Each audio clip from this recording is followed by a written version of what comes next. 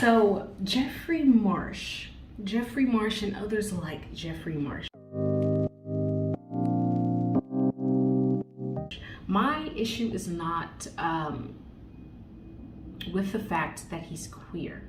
That is not why I find this person to be, he gives me the creeps, and I have my reasons, and I'm gonna list them for you. Okay, so first, before I get into my reasons for why he makes me so uncomfortable, not because he's queer, but I've got other reasons for why this guy freaks me out.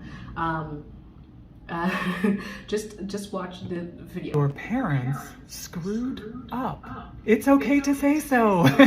That's why I made a Patreon. We could connect in a way that has more privacy, so that we could talk to each other in a way that's more open, and stuff that we wouldn't share like in the comments of a video like this. Spend more. I'm like cringing and it's creepy. I've got so many reasons for why this is so strange to me. More connected time with you. Okay, that's the first one. Okay, so what you heard in that video just now, he says your parents. So he's talking to kids. He's talking to a group of people. He's talking to kids, right? Keep that in mind. He says your parents screwed up. I'm talking to you kids. I have created a space where you can come with me, little ones, and over here into this private space where we can talk alone, separate from your parents, and we can get vulnerable. You can share very personal things with me and my group. What is freaky about that? So one, he's kind of singling out kids who might be a little. He's hoping to single out children who might be a little neglected in the home. So maybe kids who deal with parents who are not very present, parents who don't listen, parents who are not responsive to them and their needs. That is the goal, is to find these vulnerable people who are searching for a community. Some of you might know where I'm going with this, but people who are searching for a community, find the ones who are a little broken, find the ones who need a bit more love, and dig your nails into them. Two, he wants them to share very personal things. It is very easy to begin to distort someone's thoughts of themselves and other people's thoughts of them when you know details about them that are deeply personal and deeply private, that you can kind of extort for your own reasons.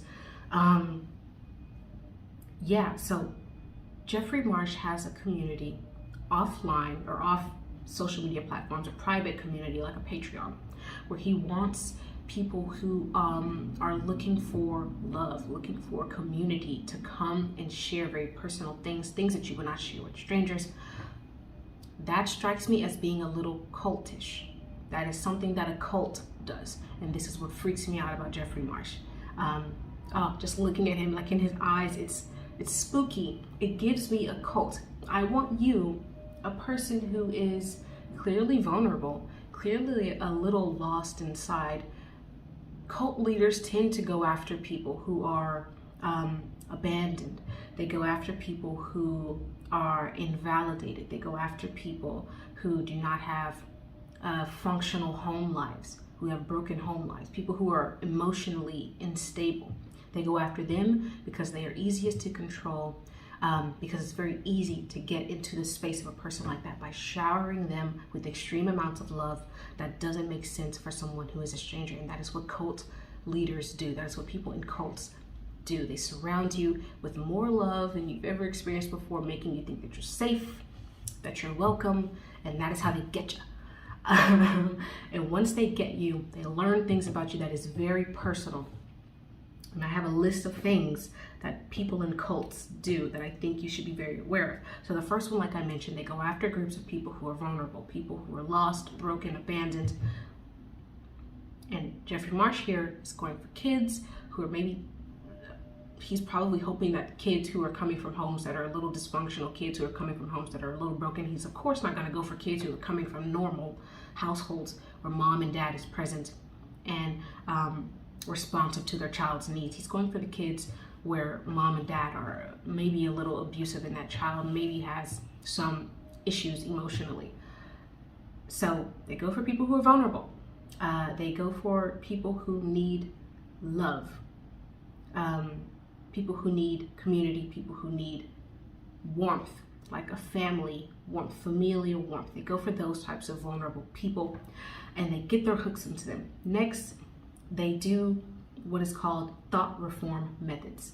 So this is why it's important that they learn very vulnerable things about you and things that are very intimate and private, so they can kind of distort and begin to change the way that you think about those things and the way others think about you, should they need to. Should you become a problem for the group, for the collective, they can use what they know about you to twist other people's thoughts about you and make you the bad guy, should they need to.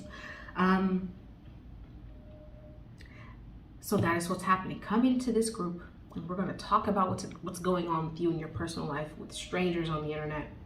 And we're going to tell you how to think about them, how to feel about them. We're going to tell you that your family is your enemy and we're going to love you. So come over here with us to our private group. It's a cult. It's giving cult.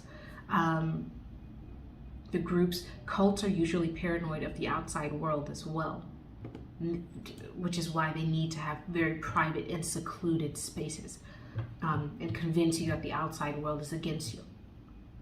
Hopefully parents are not letting their kids watch this person. The group also suppresses skepticism. So some of you might know with Jeffrey Marsh, there was a woman, a comedian on TikTok, who said some things about him wanting kids, specifically kids, to come and join his Patreon and come off of social media sites into his private, secluded spaces like his Patreon. She said something about it, she got attacked. That's what cults do.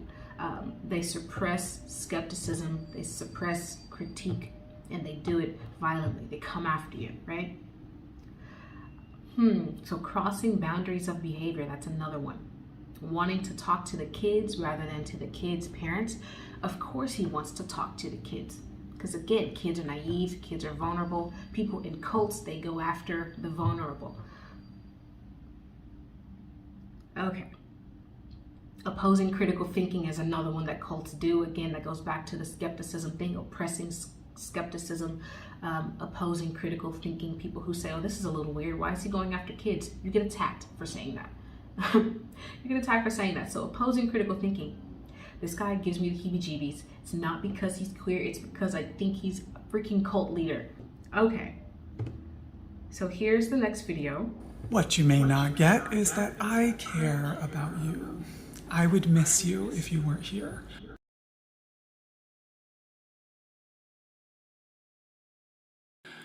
I wish it wasn't true, but people like me are often not surrounded by love.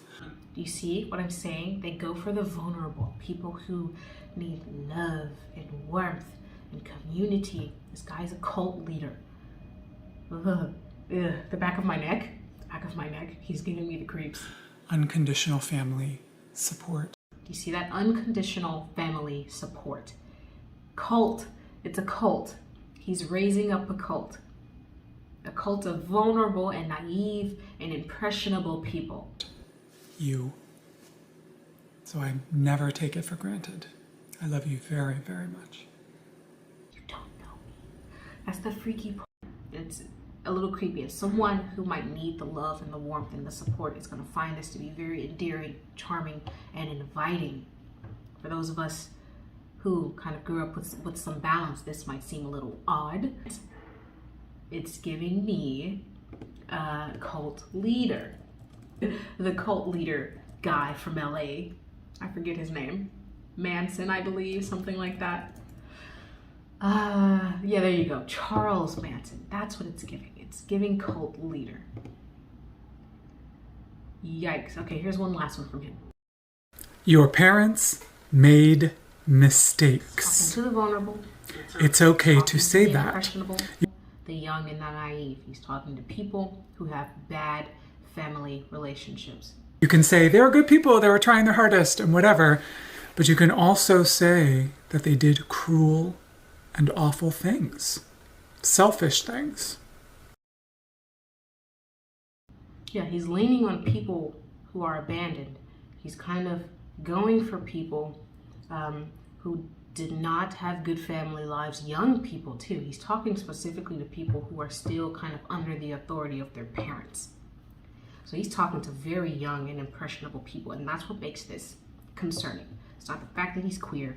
That is irrelevant. Guys, I'm a very good tell of character.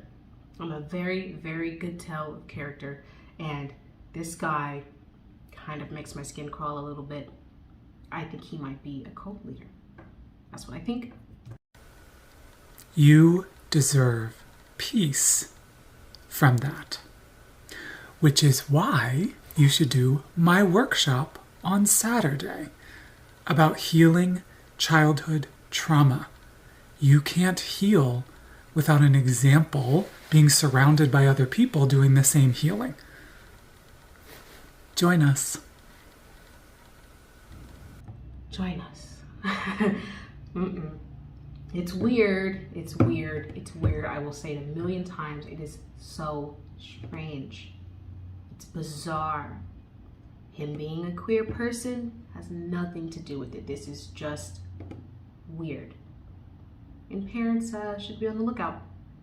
Watch what your kids are doing on these social media sites. Listen, my kids, when I have kids, they're not gonna have profiles on these apps because they're actually going to be outside with their friends and in community organizations. They're not going to need social media to connect with people. So I will be able to have my eyes on my kids and who's talking to them. Okay, give me a second to kind of shake off the creeps that guy gives me.